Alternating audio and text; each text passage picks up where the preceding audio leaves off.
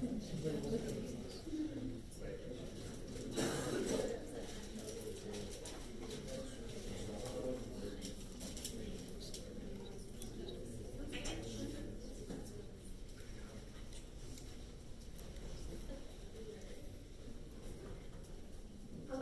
welcome to the University Bookstore. I'm Kelsey and I'd like to welcome you here. We are the oldest independent bookstore in the region and we host over 400 author events every year. You can find out more on our website, sign up for our newsletter and all of that. Thank you for joining us tonight to celebrate the launch of The Little Blue Kite. Mark Z. Danielewski was born in New York City and lives in Los Angeles. He's the author of House of Leaves, The Wellstow Letters, Only Revolutions, The 50-Year Sword, and The Familiar. We used to have more books available for sale, but unfortunately we had a kerfuffle with the shipping. So if you would like to purchase one, you can talk to me after and we can get you signed up and you can still get your little sticker signed and all of that jazz. The store will close at 7 and we'll hear a little closing announcement. Sorry for the interruption. We can say after. Our registers do close at 7 though, so if you need to purchase anything, go ahead and do that before then. Now please join me in welcoming Mark Z. Danielewski.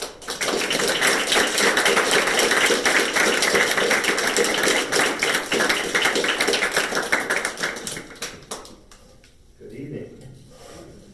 I think any evening starts with ta-da. It's just bound to be magnificent. Thank you for coming out on a Friday night. This is the kind of thing I would do, so I'm still friends. Just curious, how many of you were here for the last reading? And how about before that, like Only Revolutions time? Anyone there? Or House of Leaves? House of Leaves was a pretty special time for me. That was my very first reading, and it happened here in Seattle. So whenever I come here, I remember what it was like 20 years ago. And then I realized I really can't remember 20 years ago. But anyway, welcome to this great adventure, because it is a great adventure. Whether I'm here or not, whether you're here or not, whether there's even a book or not. And the only thing we have to do, just one thing, is learn how to embrace it. But it's a big learn. There's a lot of stuff that can get in the way. Big stuff and little stuff. For example, on the little side, I'm willing to bet most of us have a word. You know the one I'm talking about. It's the one that gets under your skin, that hurts your feelings. I'm not talking about big, dumb, blunt words. I'm talking about the small ones, like, you're so kooky, or you're quiet. Mine was weird. It used to hurt my feelings. Absurdly hurt me. In fact, my wife, before she was my wife, on her way to making my blocked calls list, said, "You're weird." Instantly ignited a cloud of feelings. Now, feelings are tricky, right? They can be so wonderful, and they can be so terrible. But either way, they do encloud us. When I was little and in a mood, my parents referred to me as a dark cloud with little feet bumping into furniture. But as I got older, I began to wonder, like, how do I get outside that cloud?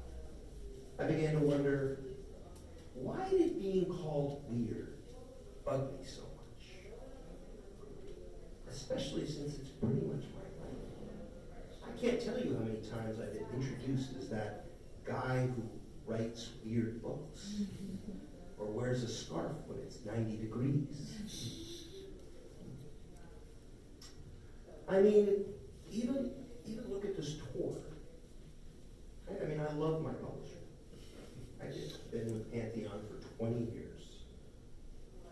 But you know, even they think my books are weird. I mean, even this book. I mean, can you imagine that conversation? Mark, what is this? It's a graphic novel, only it's much shorter. Well, it's a children's book. All right, that's a start. Childhood loss and aspiration framed by a digital world at war with a pictorial reality. I think it's a children's book. I like it. It's a children's book. Whereupon my publisher, who doesn't sound anything like that, proceeds to book me on this beautiful tour all over the country, where pretty much every reading starts at 7 p.m. or 6 p.m., which pretty much guarantees one thing: there will be no children. In Atlanta, I was in a bar. So tonight I brought my own, so she's there. It's well past her bedtime. Everyone say hello to Dexy. And the weirdness doesn't stop there, because as a newly minted father, I have become very familiar with the importance of bedtime readings, and I know how to rate their success. A children's book is considered a success if by the end your child has fallen asleep. And by the way, if your child falls asleep midway through that book is instantly considered a masterpiece. So you see where this is going, right? If this reading is successful, by the end, all of you should be asleep. Yawning is a good sign. Very weird. How many people actually are parents here? Show of hands. Babies, excellent. Toddlers, teenagers. Teenagers, that's a whole different world. How about, okay, show of hands. Who here thinks they are still a child? Great. Something for everyone. Except maybe the teenagers, though they could probably benefit the most from a book like this. I know I would have, and maybe that's even why I wrote it, was for my younger self. So if you don't have a little one, try reading it to your younger self. Obviously, who you read The Little Blue Kite to is up to you, but also how you read it is up to you, because there are 3 ways you can read this book. The first path is the longest. It's not that long. It takes about 30 minutes, and all you have to do is start at the beginning. The middle path takes about 10 minutes, and all you have to do is follow the haloed words. And the shortest path, all you have to do is follow the rainbow-colored words. So let's start there.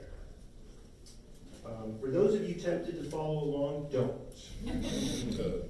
I'll give you a moment to follow along. It's incredibly difficult at the beginning, and you will lose sight of my beautiful voice. In a closet lives the little blue kite.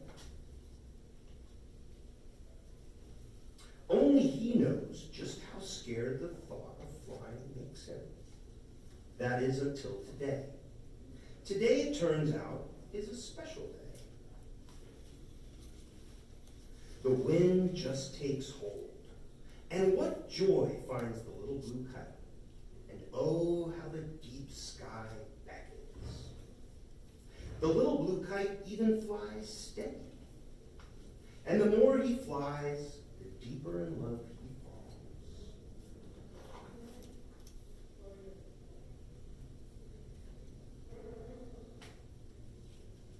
You might say the little blue kite even tilts this way and that way with glee. Up through roaring winds, up through dangerous winds.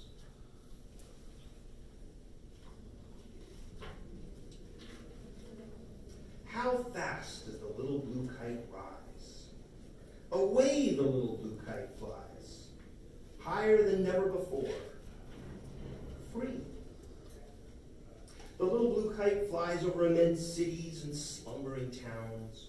The little blue kite flies over great jungles and towering mountains. The little blue kite flies over burning sands and melting ice. The little blue kite flies over oceans wild with cyclones. Years and years race by, or so it seems, until the little blue kite realizes time no longer matters. Now some say here was the end. The little blue kite was lost. But as it turns out, here is not the end. The little blue kite still flies high above, returning again and again to a sky forever welcoming all of us to fly. Ta-da!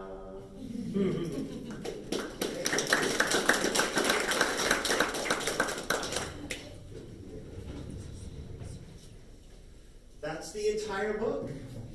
Some of you are going, that's the guy who wrote House of Blues.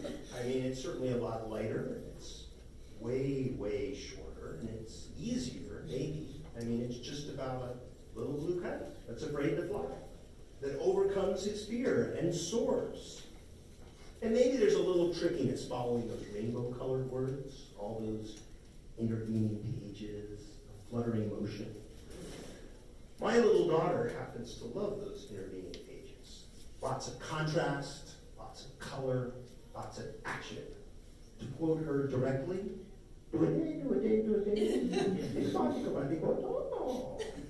now I realize not all of you are fluent in Dexy, so I'm going to translate for you. Hey, what are those? Hey, I like pages.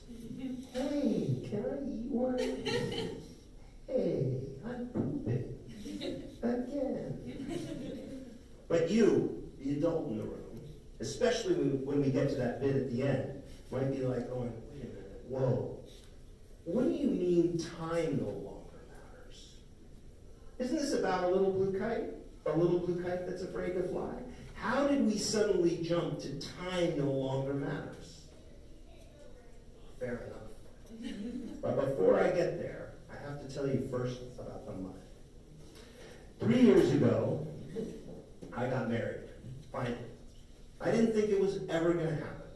And suddenly I was about to walk down the aisle at midnight. A midnight wedding. Kind of weird. And I should say that my wife, after she called me weird, admitted that she was also a bit weird. So a ceremony framed by blackness seemed to make perfect sense to us. By comparison, my bachelor's party was the preceding day, and it started at the raucous hour of 10 a.m. My friends picked me up and then swiftly handed me over to the hands of a stranger who led me into a dimly lit room, gray tiled walls, cramped with steam. He said, take your clothes off. Not some of them, all of them. And then he pointed to a big tub filled with mud, and he said, now get down there and get dirty. And you're going, wait a minute. Doesn't that sound exactly like his publisher? What's going on? And a few of you are even going, oh my gosh, I think his publisher is Bernie Sanders. So let's just agree that I won't do any more voices tonight. So I decided I was just going to rest on top. The mud was that thick. It was also extremely hot.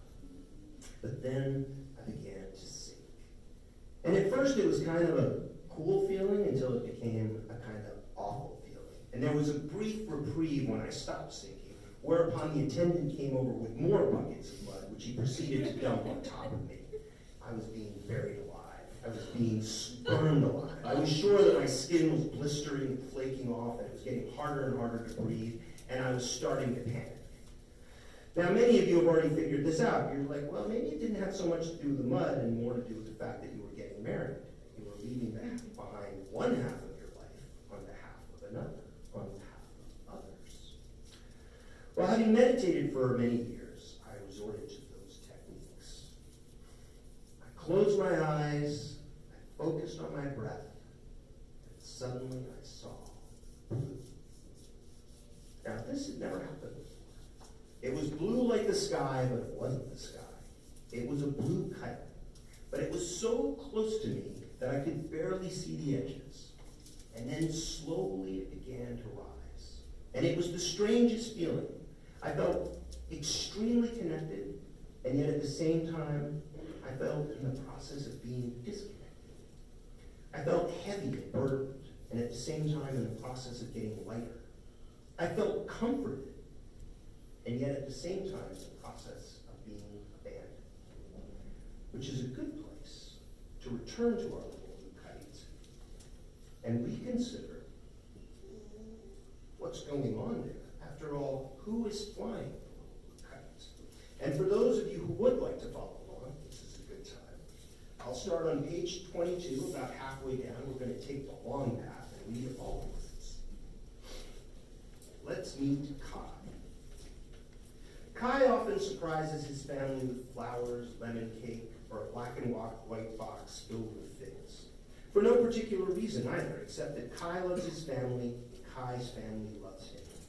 They love his honesty, his loyalty, and of course his compassion.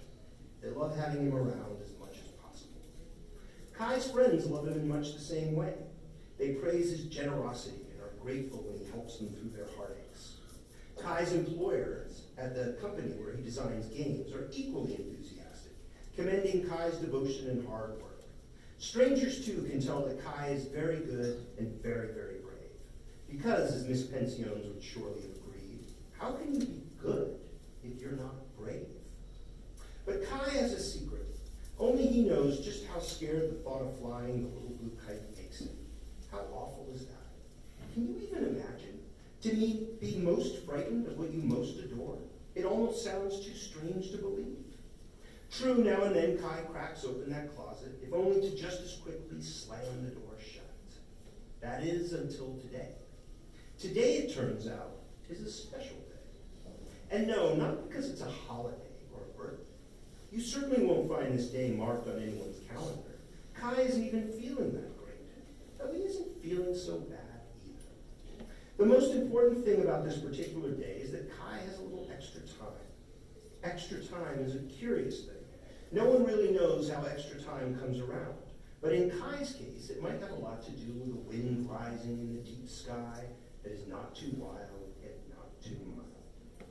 Make no mistake, like everyone else, Kai has many distractions. But one advantage of endeavoring to have gentle thoughts is that distractions are no longer important enough to do away with extra time. When Kai gets home, he hurries straight to that closet. His family is sure surprised to see him hurrying so, but they are even more surprised to discover a closet in their home that no one had noticed before. Kai throws open the closet door and scoops up the brown paper bag. The sight of the little blue kite inside takes Kai's breath away and blurs his eyes, but Kai can't say why for sure. The same is true for the little blue kite. Very gently, Kai lays out all the parts on the floor. Then he spreads wide the fabric, which he calls a sail, and inserts the spine.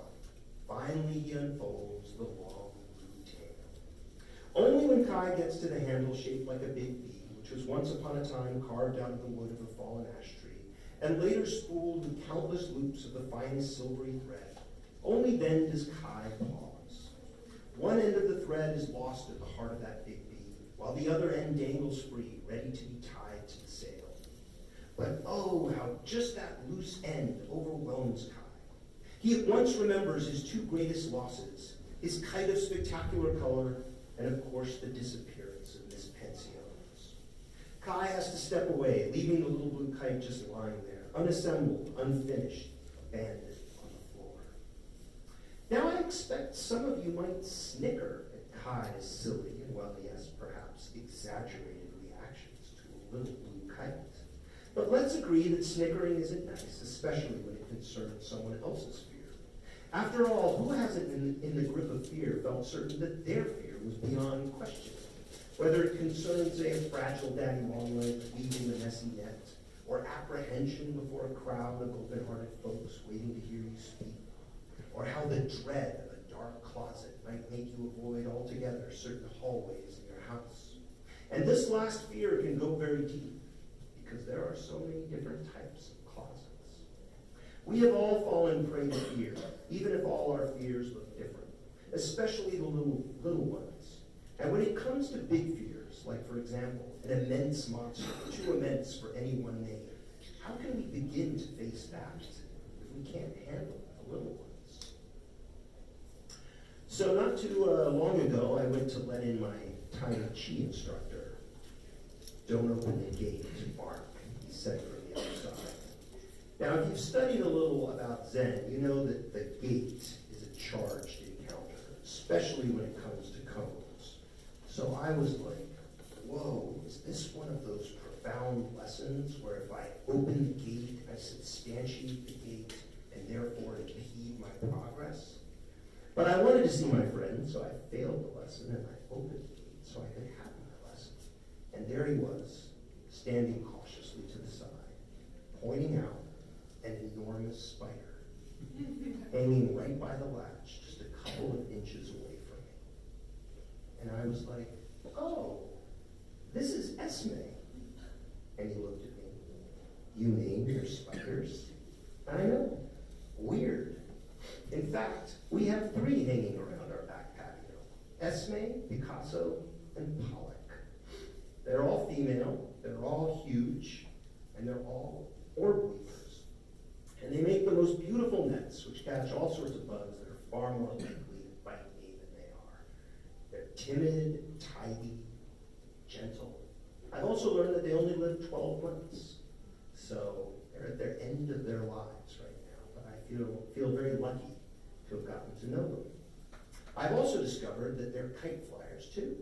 To start their net, they wait until the breeze is just right, and then they release a thin stream of silk, which floats up through the air and attaches to a tree branch. Now, I know we're in territories where there's quite a few spiders. I'm curious, how many here are afraid of spiders? Show of hands. And how many are irked by spiders? All right, very good. But for those of us, and I was one of them, who was afraid of spiders, began to wonder, where did I learn to be afraid of spiders? Like, who taught me to revile them to the point that I could kill them with impunity? Why? Because of the way they looked? Because they might sting me? Because they had 8 legs? So I'm making a big point out of an almost nonsensical fear, which is that civilizations, cultures, and in particular languages, are extremely adept at manufacturing and perpetuating dangerous fictions that make another's life worth less. Now, admittedly, languages can also create beautiful fictions, which can positively realign our relationship to others. For example, try naming your spiders. But never forget that languages are a creation. The fear you experience is also a creation. That thinking itself is a creation. Basho, the great Japanese haikuist, wrote, "There is nothing you can think that is not the moon." Or in other words, like the light reflected off the moon, everything we think is at best a reflection. Cormac McCarthy put it more darkly. The world has no name, which is not to say that the world is awaiting a name. The world cannot be named. In order to embrace and enjoy this great adventure, it is paramount to never mistake what we think for what is. The tricky part, of course, is getting to that what is. But it's also what's at the heart of this book. So for the last piece I'm going to read, I'm going to start at the beginning, this time with the middle path. And we'll follow the haloed words and the rainbow colored words. And by the way, I noticed that I'm mistaken. Not only is my daughter here, but there is another little young one here who's made the visit this late night. So welcome, all right? In a closet lives a little blue kite. Once upon a time, there was another kite. Little Kai loved this kite. Little Kai flew this kite so much its newness quickly faded. Branches of majestic trees tore the fabric. Kai lost count of how many times this kite smacked into the ground. But Kai never quit, until one day an awful thing happened. A great roar split the sky, and the thread snapped.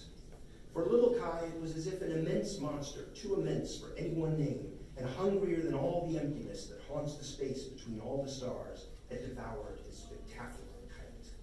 Not one itty-bitty shred survived. Kai had never felt so devastated. To lose that kite was to lose joy itself. Fortunately, at his new school, Kai had a teacher he liked very much. Her name was Joy Pensiones. One day, on one particularly gray afternoon, Miss Pensiones asked Kai to stay after class. Miss Pensiones reached beneath her desk and took out a brown paper bag. Kai peered inside, and oh, how his eyes widened when he saw the little blue kite. Kai never saw Miss Pensiones again, nor did he ever find out what happened to her. The next day, she was just gone. And then for the second time in Kai's young life, there appeared that immense monster, too immense for any one name, and hungrier than all the emptiness that haunts the space between all the stars. Only this time, instead of a kite, it had devoured Miss Pension's. Little Kai was so sad he didn't even want to go flying. So you know what he did? Kai just shoved that brown paper bag to the back of his closet without a light. Weeks slipped by until weeks became months, and eventually months became years. Some might have sworn that Kai had forgotten the little blue kite altogether, but they would have been wrong. Now before we get to Kai's great adventure, let's see how he's doing all grown up. Kai is very kind, Kai loves his family, and Kai's family loves him. Kai's friends love him in much the same way, but Kai has a secret. Only he knows just how scared the thought of flying the little blue kite makes him. That is until today. Today, it turns out, is a special day. Kai throws open the closet door and scoops up the brown paper bag. Then Kai carries the little blue kite to a clearing he likes. Immediately, panic seizes his chest and strangles his breath. Kai returns the little blue kite to the back of that closet without a light. But Kai never forgets the little blue kite. And somehow, the little blue kite knows this too. Until one afternoon, Kai returns to the clearing. Kai lofts up the little blue kite, and the wind just takes hold. What joy finds Kai! At long last, the little blue kite is free of its closet, and Kai is smiling. And oh, how the deep sky beckons. So Kai lets out a little more thread, only to stop short. You see, the little blue kite has started shaking so wildly back and forth that it seems to be shouting, "No, no, no, no more, no higher, please bring me down now," which Kai does at once. In the days that follow, Kai continues to return to his clearing. Even if without fail, the little blue kite continues to shake in the slow wind. No, no, no! But Kai never gives up, and each time manages to fly the little blue kite, well, a tiny bit higher.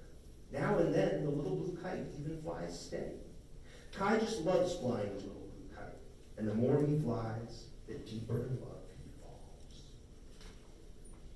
Kai never stops freeing more and more silvery thread, and the little blue kite finally does manage to fly as high as a very tall evergreen, though no higher. Kai, you see, has reached his limit. Except when Kai realizes this, that he's stuck, he screws up his courage and frees one more loop. Immediately, the little blue kite jumps to a height surpassing the tallest forests the world over. Unfortunately, this small victory comes at a steep price. The little blue kite shakes so violently as if not only to shout, but this time to scream, "No, no, no, no more, no higher, please bring me down now." Kai almost gives up. But then he remembers his old teacher, Miss Pension, and just the thought of her quiets his heart. The wind, though, doesn't quiet, growing stronger, louder, ever more dangerous, which makes Kai want to cry and drag the little blue kite out of the sky. Kai's fear escalates so quickly then that he's sure the thread will snap. Except the thread doesn't snap. And then Kai does something very surprising. Can you guess what? Kai lets out a little more thread. That's right. And then he lets out still more thread. In fact, Kai lets out more thread than ever before, whereupon something quite amazing takes place. The little blue kite still keeps shaking, but this time it's not to cry out, "No, no, no, no more, no higher, please bring me down now," but rather, "No, no, no, not lower, not down there, higher, higher, please." You might say the little blue kite even tilts this way and that way with glee. Nor does the little blue kite stop there. Up through roaring winds, up through dangerous winds, until Kai has unwound the whole spool, or almost unwound the whole spool. One last loop remains. And what's more, it's not attached to that handle shaped like a big bee. It's not attached to anything. Only Kai doesn't notice this. Kai just keeps struggling to see the little blue kite, which is so high that not even squinting really helps. And so when Kai frees the last loop, the thread just slips away. And what did escape to? Kai didn't fast can, drop that handle shaped like a big bee, and snatch hold of the end. Poor Kai just wants to drag the little blue kite down out of the sky. And why shouldn't he? What else can he do? What would you do? Even if Kai has also started to feel something he's never felt before, it's as if the thread Kai holds wants to let go of him, which is when Kai at last understands. The time has come for the little blue kite to fly on. Kai's heart stops beating so fast. In fact, Kai's heart just breaks. But because Kai loves the little blue kite so much, Kai lets go.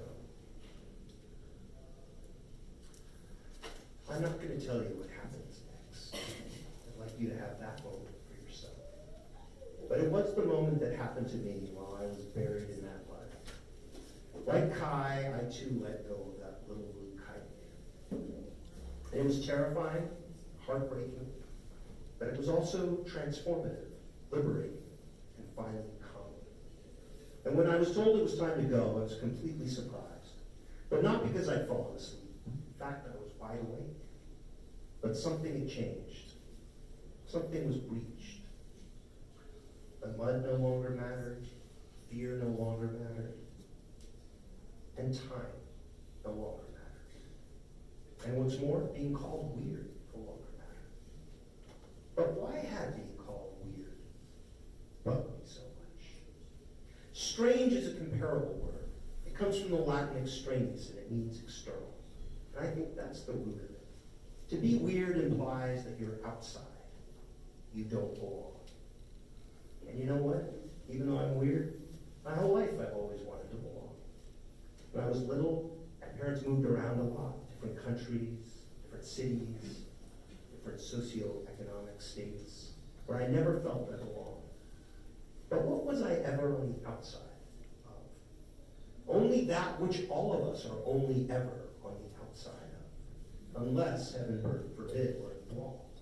Powerful fictions, whether they're local, national, economic, religious, racist, queer-phobic, gender-biased, human, you name it. Alan Watts put it beautifully. You are not born into this world. You are born out of it, like a wave from the ocean. You are not a stranger here. After all, we are all comprised of particles that are already billions of years old. And yet, how often do we recognize ourselves so insufficiently, so sparingly? And in terms we had no hand in writing, let alone creating. Access to what is beyond fiction, to what is, to what lights the moon, to this great adventure, is what this book seeks to give you and whoever you share it with. May your kites all soar, and when you're ready, may you have the courage to let them go.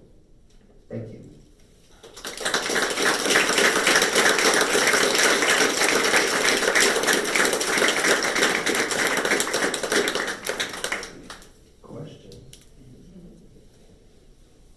I'll take answers too, by the way. Yes. Which came first, the idea of having a child of your own or having a kid's book of your own? Well, so the question was, what came first, the idea of having a child or the idea of having a children's book, right? This did not arrive as a children's book. I didn't even know what it was. It was this incredibly intense experience that I partially relayed to you. And then I was so kind of struck by what had happened that I couldn't even articulate it. And after my wife and I were married, literally the day after, I sort of made a little promise that I wasn't going to write on our mini. And finally she's like, just go write it down. So we were staying at a friend's house, and I didn't know where anything was, let alone paper. And I found some paper plates, and so I just sat down and just wrote everything out on these paper plates. And then I went back to finishing volume 5, familiar. But this just kept staying with me, and I was like, I don't know what it is. It could be a bronze sculpture. I really had no idea what its form was, but it just kind of kept haunting me. So then I went back and wrote another draft, and then slowly it grew. And then I showed it to my editor, and he was like, Yeah, but I think we should go the opposite direction. I think we should go back to as minimal as, a version as possible. And so we spent a lot, I mean, it was 500% bigger than this, and then we slowly hewed away at everything and brought it, characters were cut out, all sorts of things, and sort of brought it to this place. And then, it took 3 years to do. In the midst of that, my daughter was born, and so she added a certain, energy. That's probably the weirdest thing I've ever said. I mean, it was an absolute depletion of all energy. And yet somewhere in there was that desire to start, painting watercolors and exploring different skies and working on this, and kind of seeing through her eyes, and also our eyes. I mean, as much as it's written for children, it's also written for parents of children who, can experience that colossal change in their identity, a sense of absolute loss of who they are, and yet by letting go of that version of themselves, they can embrace a much wider world.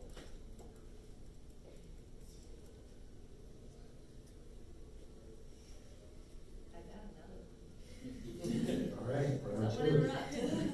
3 in a row and it's over. Somebody asked. Well, now I forgot my question. All right. We got one. All right. So I've been saying on your social medias that you're thinking of adapting House of Leaves, but obviously it's almost unadaptable and it's very close to you. And what's your mindset on that? Do you think it has a place in film? Do you think it has a place in games or interactive fiction? Where does it currently stand? So what is the current status of House of Leaves? Well, I have been doing a dance with House of Leaves as a possible television series. And we got very close about a year and a half ago on a big deal with a big streaming company that you all know, but I won't name. And then that didn't happen. So then I wrote a pilot, which I posted online. I would say I was about 10% there.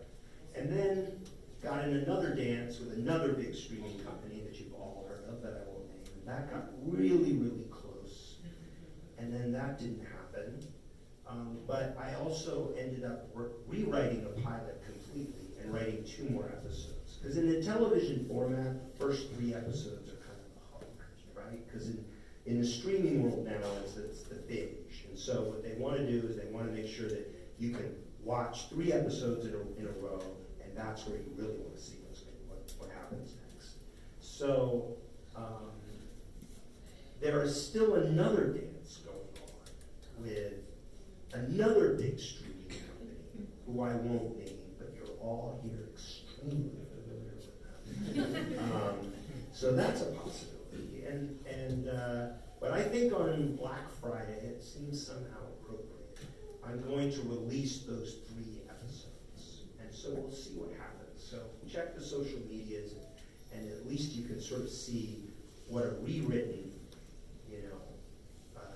pilot looks like, even though it's just, over 50%.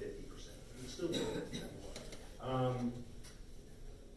But I think the key here is, and this is an answer to your question, is that life is short, and there are many things I want to write, and I have limited time. And so, having done this dance for 2.5 years, I could easily see just closing shop and focusing on the next book.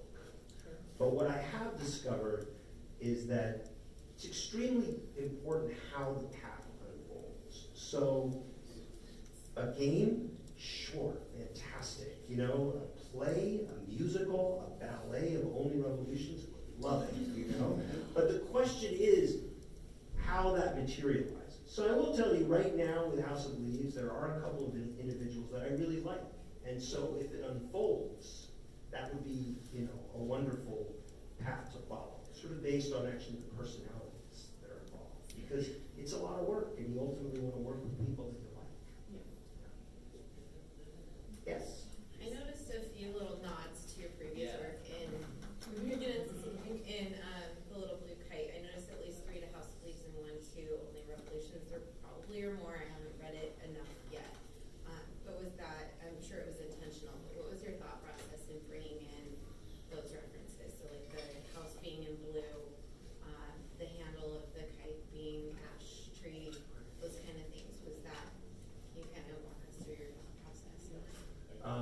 So the question was really about what to do or what to make of, or how to approach the references to previous works that are in this book.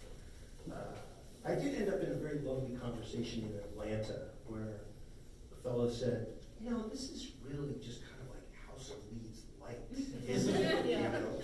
And I do think it is very connected. I mean, both works are very concerned with space, how we locate ourselves. I mean, the curious experience of House of Leaves is that it's this immense space. It's immensely dark, immensely reconfigured, and yet it also manages to somehow create this sort of claustrophobic effect. You know, and I'm actually quoting other people who sort of said this to me. This is similar in some ways, but it's about another way out. You know, House of Leaves is one journey. It's incredibly dark and it's long, and I wouldn't be surprised if some of you here have taken that journey. I'm glad to see you here. But the Little Blue Kite is sort of an attempt to sort of look at the possibility that there's a way through that is swifter, even though it's more compressed, I guess. And even though it requires a process. I mean, this is a book that really isn't experienced unless you do it a lot. And that seems like a really pompous thing for an author to say, like, hey, you need to read this book a lot. It sounded like that character in The Office. A lot, I swear, you have to read this a lot. Thank you. But it's also what parents do. I mean, you know, we're constantly taking, you know, books and reading them over and over and over, and it's torturous. I mean, it verges on self-harm. And I was like, hey, there has to be a better way of doing that. So I guess, I mean, for those of you who are familiar with my work, and I know many of you are, it really isn't about a repetition of each form. You know, I didn't write House of Leaves and then keep writing horror, right? It's a journey, and it's the journey that I've been on, and it's led to a pretty good place. And that's basically what I'm sharing with my readers, is that you know, House of Leaves is one dark place to start, but there's a way through it. There is an evolution that can take place. But that doesn't necessarily mean you're free of the shadows. You know? That doesn't mean you're free of the egotism. That doesn't mean you're free of the swords that can slash you and leave you fractured. And so I think this book, in many ways, kind of codifies it all in a very compressed way. Yes? Johnny Truant's probably one of my most favorite characters ever written, ever. I feel like I identify and relate to him very much. I'm just curious as to how you relate to him and what went into his perception as a character. How do I relate to Johnny Truant? Oh, he breaks my heart when I think of it. And I think of him often. I mean, obviously, there was something of me that was or connected with Johnny Truant. But it was also, I mean, now it's sort of strange to be on a book tour, to be well treated, and have people come up and tell me about the books. But, you know, a lot of my life then, and even still now, is well beyond sort of those kind of glories, I guess. And so I was an apprentice plumber when, just to make ends meet while I was writing House of Leaves.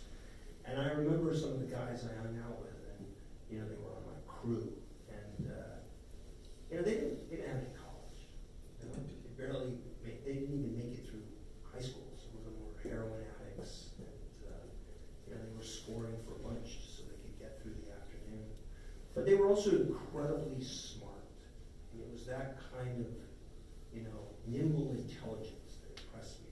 And I realized that there are, many Johnny Trumans who haven't been afforded the cultural advantages that others have, and yet they struggle through their own battles, and they make do with the tools that they have. and they can take a very dark journey and rise to a different place. So their example still sort of humbles me when I think about, the origins of that book, or for that matter, any of my books. Only Revolutions is people with journeys through great difficulties, and many of those stories come from having toured extensively across the United States and been able to hear those challenges that were faced and how those were overcome. So he's very dear to my heart, as are many of the characters that I write. You talked about what's next for House of Leaves, but what's next for The Familiar? What is next for The Familiar? It's a good question. Familiar officially paused 2 years ago. It's a slightly melancholy moment I'm having right now, because we probably would be nearing the close of season 2. So it's strange how time has moved forward. In many ways, I'd let go of The Familiar. I'd let go of its form. I think it was an incredible feat. We put out 5 volumes, each 880 pages long. For those of you who haven't read it, just take a look inside. It required assembling, a team to make it happen. Just publishing a book that big and that quickly has just been unheard of. And those people who have read the 5 know how the experience accelerates, know how you begin to commandeer the language and the structure, and instead of working against you, it starts to work for you. And there's all sorts of harmonies and just plain excitements that begin to unfold. Unfortunately, I think given our times, and I think it may have a lot to do with politics, but also with technology, it was barely reviewed. Volume 1 was reviewed, and no volume subsequently was ever reviewed. So we could not get the readership that we needed. And but the odd part is that people are reading it more and more. So they are getting involved, and people that are well outside that sort of first group that embraced The Familiar are like, I really like this. How do I read more of it? Now, I think the form cannot be sustained. It would take something pretty miraculous, like, I don't know, but they would have to move a lot of books suddenly to just suddenly do this form. But one of the things that The Little Blue Kite is about is letting go of forms, letting go of certain constructs, so that you can see more clearly the world you are involved in. And for me, that's happened in many ways, including The Familiar. So I let it go. But the interesting thing is, as the form went, as the machine disappeared, as the process disappeared, the characters did. So I still talk to Xander every day. In fact, I had a very good talk with her today, And I talked to Anwar, and I talked to Schnorr, and Luther's there. And so I realized that this immense kind of universe hasn't disappeared. So what I'm faced with now, and I don't have the answer, is there a way to refashion it? Is there a way to continue it, at least in season 2, in a different form? Maybe by releasing the teleplays. Like, we're going to see how the House of Leaves teleplays do. But maybe I'll write season 2 simply as teleplays, that won't be produced, but that you could read them sort of episodically. I don't know if I'm going to do that, but I'm kind of looking at different ways that story might continue. That's where I'm at now. Yes? I noticed that in House of Leaves, you perceive things on 2 levels. You're perceiving things textually. You have the narratives, conflicting narratives, but you're also viewing it kind of artistically. It's ergodic. You're seeing it becoming very claustrophobic at parts, or there's different parts of narrative that are kind of coming in on you, and there's parts that are very minimalist that go to space. How did you, as a writer, navigate that when you're putting it all together? Did you see it visually, or did you see it more textually? Right. So how do I navigate the sort of the textual versus the visual? And a term I came up with was signiconic, which is basically sign plus icon. It's that world that's inhabited that is textual and yet at the same time visual. So it doesn't allow you to move entirely into your visual brain or stay located entirely in your textual. So it's kind of a dance. But I think the way that it works for me is that it's always been very musical. It's for me, it's much more, it's symphonic, So if you look at the score of a symphony, you're looking at I guess, the code, if you will. But the existence of the symphony is out here, even beyond the instruments. So when I was working on House of Leaves, all of the books, in fact, it's like hearing different sections of the orchestra and hearing how they play. I see a follow-up question. I noticed you were talking about musical scores.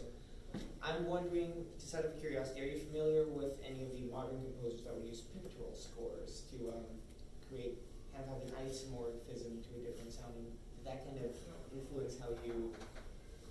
Sure. I think actually just that notion of wrestling with language, like not being barred by just what this language is. I mean, even turning House blue was incredibly complicated. Just the idea that a word could be colored was a challenge in a publishing house. It's still a challenge. I mean, I did a piece for Penguin, and they put my name on the back of the book, the intro or whatnot, and then they said author of House of Leaves. It was a full color jacket, but they refused to make House of Blue.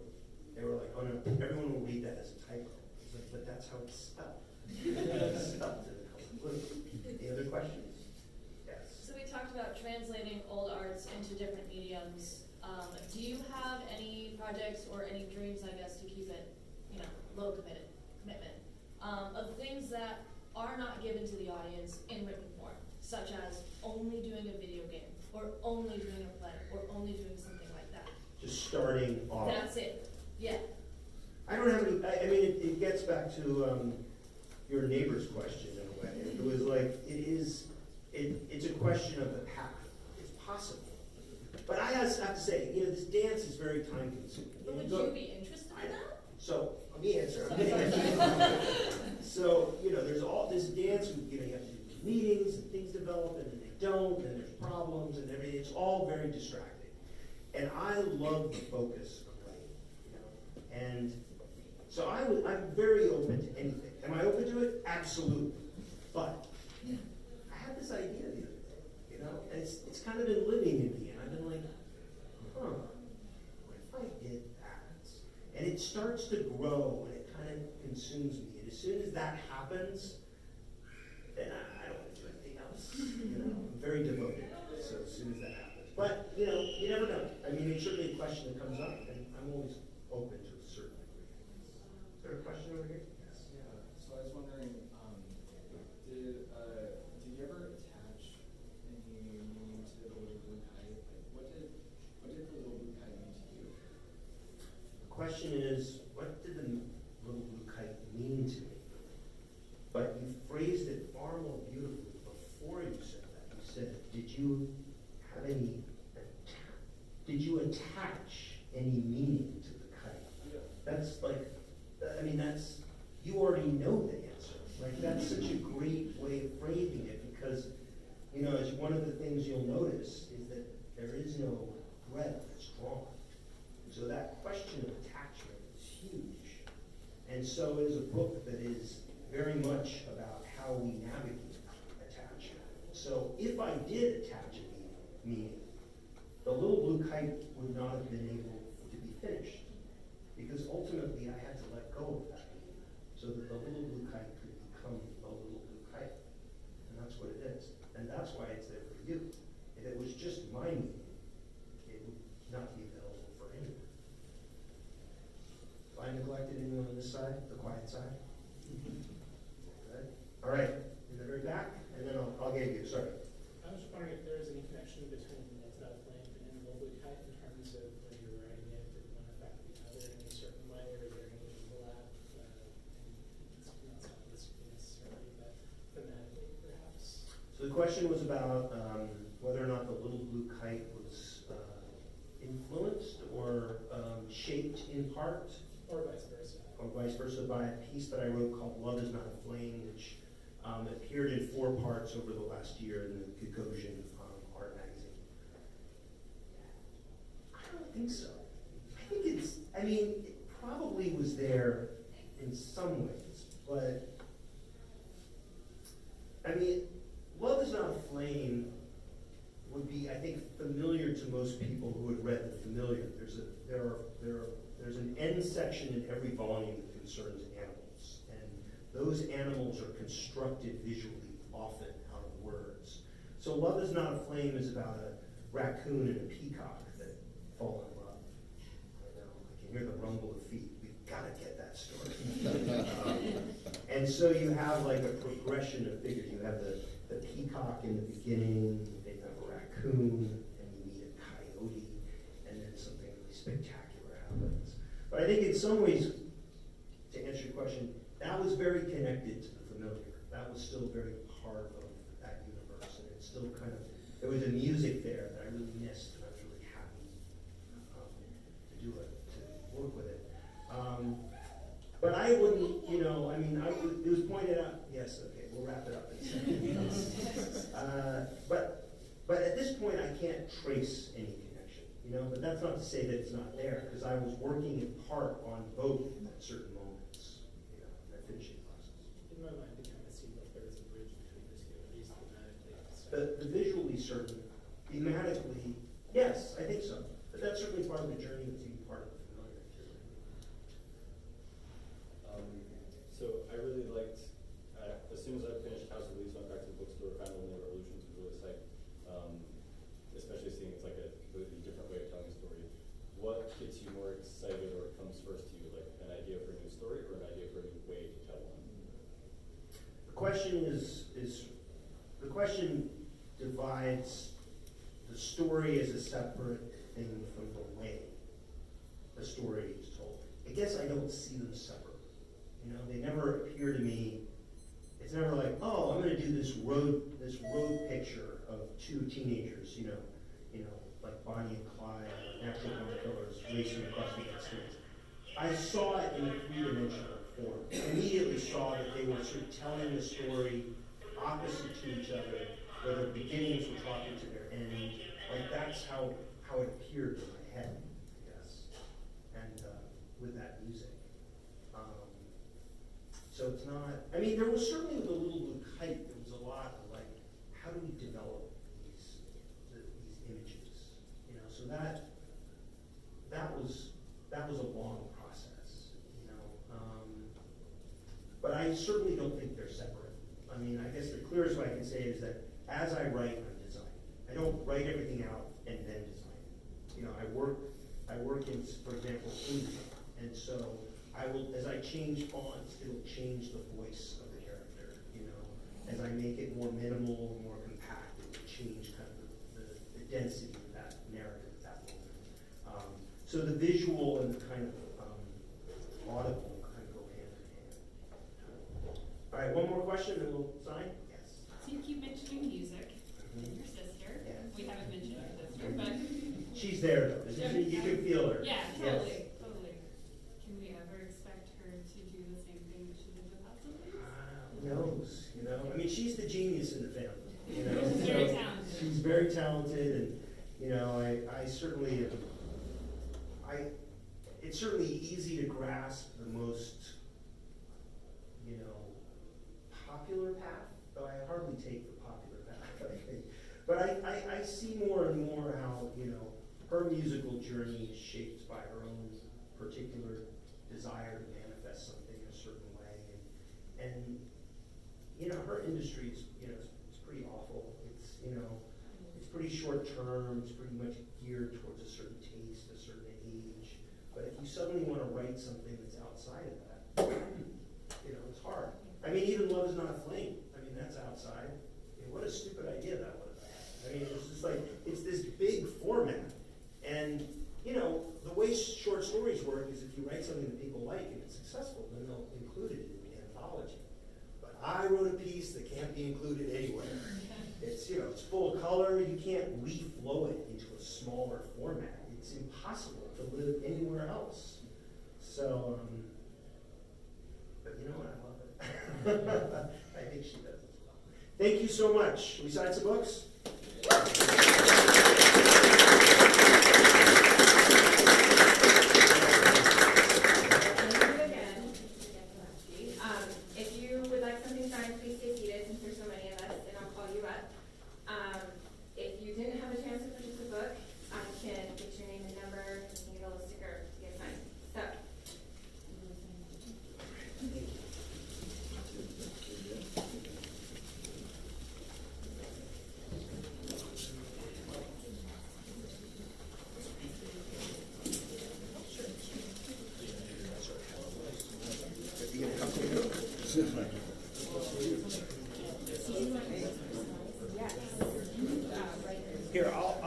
this here, so then we'll, yes. What, am I supposed to sign up for something or? Oh, no, if you didn't have a chance to purchase the book. Hello. Hi. Just gonna get situated here. So how do we get this signed? So I have a sticker that he can sign, and then, you can order the book. Oh, no, if you already have the book, I mean. If you already have the book, I'll call you up. Yeah. You just know our names? No, I'll call you up with your